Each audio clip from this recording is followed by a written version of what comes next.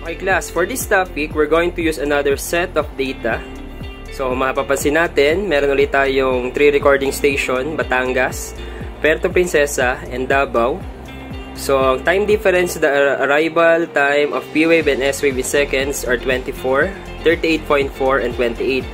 And then the distance of epicenter from the station are 300, 480, 350 kilometers. At ang distance in centimeter are 3 centimeters, 4.8 centimeters, and 3.5 centimeters. So, ang ginamit natin sa table na to, so gumamit ulit tayo ng for every 100 kilometers, 1 centimeter. So, bakit natin kailangan gamitin si data na 3 centimeters, 4.8 centimeters, 3.5 centimeters? At bakit tayo gumamit ng scale? Kasi for our activity, gagamit lamang tayo ng maliit na mapa. Kaya yung ating distance of epicenter from the station, kailangan nating mapaliit ang value. Okay, for this activity, we're going to use the following materials. So first is the Philippine map. And then we also have our drawing compass and ruler. Okay, remember class, we're going to use the unit centimeter kasi based sa ating table, gagamitin nating distance ay centimeters. Now, kung mapapansin nyo, meron tayong mas maliliit pang pagitan from 0 to 1, for example, 1 to 2, 3 to 4. So, yung mas maliliit na pagitan na yun, yun ang tinatawag na millimeters. So, gagamitin natin siya kapag ang value ng ating distance in centimeters has a decimal point or decimal numbers. Okay, so let us proceed with the triangulation method. So, paano ang gagawin natin una? So, as you can see here sa ating table, we have Batangas. So, the distance in centimeter is 3. So, hahanapin natin si Batangas. So, ito yung Batangas. Tatapat natin yung nasa 0 doon sa tuldok sa Batangas. And then, tatandaan natin si 3. So, that is 3 centimeters. Okay, next. So, i-open natin si compass. So, itatabagay natin. Lalagay natin sa Batangas. And then, dun sa 3 centimeters. And then, dahan-dahan. Tayong gagawa ng circle. So, that is for Batangas. So, mamaya naman pwede natin linawan sa circle. Okay, next.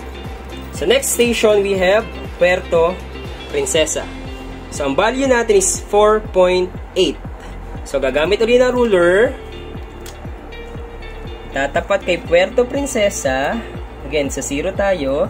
Hanapin natin si 4. So, kagaya na sinabi ko sa inyo kanina, kung meron tayong point, gagamit tayo ng millimeter. So, we have 4. And then, so we have 1, 2, 3, 4, 5, 6, 7, 8. So, this is 4. So, 4.8 centimeters.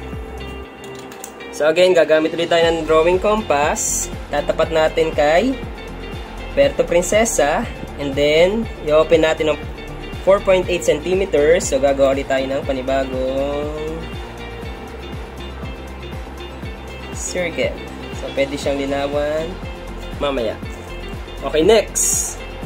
Next recording station natin is Davao. So, ang distance in centimeter is 3.5. So, hanapin natin si Davao. So, ilalagay natin ulit si 0.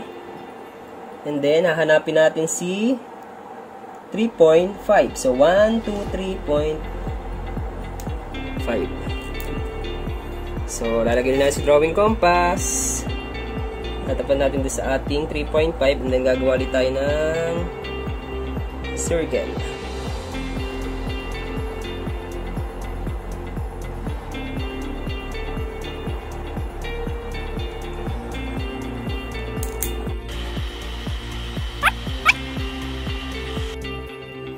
Now, as you can see on our map, so, after creating the 3 circles, based on the 3 stations, nagkaroon tayo ng point of intersection.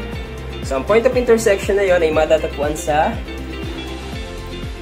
Samar. So, yung Samar na yon, using the triangulation method, so siya ang i-consider natin as the epicenter of our hypothetical earthquake.